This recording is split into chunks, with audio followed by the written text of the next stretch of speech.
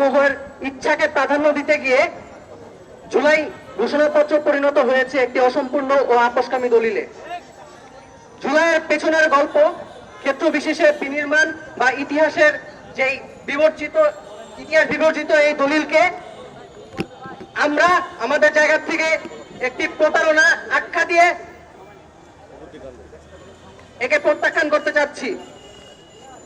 আপনারা জানেন, স্বৈরাচার হাসিনার আমলে একটা পর্যায়ে যখন চরম জুলুম এবং নির্যাতনের মধ্য দিয়ে অপরাপর যে রাজনৈতিক দলগুলো ছিল, এই রাজনৈতিক দলগুলোর আন্দোলন এবং কার্যক্রম অনেকটা শিথিল হয়ে গিয়েছিল।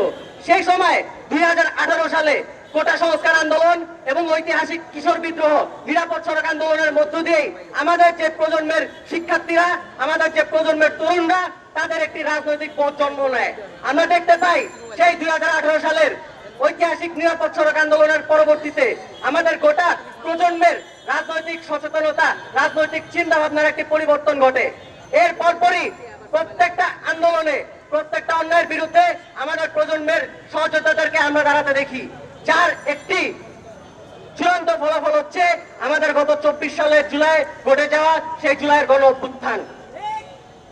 আমরা বলতে চাই, আজকে আমরা যেই নতুন বাংলাদেশে দাঁড়িয়ে আছি, সেই নতুন বাংলাদেশের কিভাবে হয়েছে তার গোড়ার ইতিহাস যদি আমরা বাদ দিয়ে দেই আমাদের সেই বিপ্লবের ঘোষণাপত্র থেকে, তাহলে সেই বিপ্লব কি, সেই বিপ্লবের ঘোষণাপত্র আদৌ সেটাকে আমাদের কথা চিন্তা করে রাখা হয়েছে?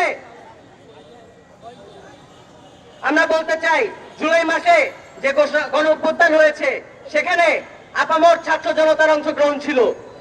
আমাদের স্কুল, কলেজ, বিশ্ববিদ্যালয়ের শিক্ষার্থীদের থেকে গড়ে ওঠা এই আন্দোলনে পরবর্তীতে সকল শ্রেণীর, সকল পেশার মানুষ অংশগ্রহণ নেয়।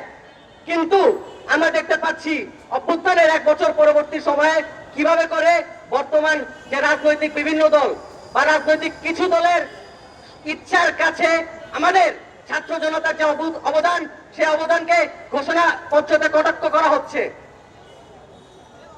আমরা 2018 সালের দিকে যদি একটু ফিরে যাই, আমরা দেখতে পাই কিভাবে একটি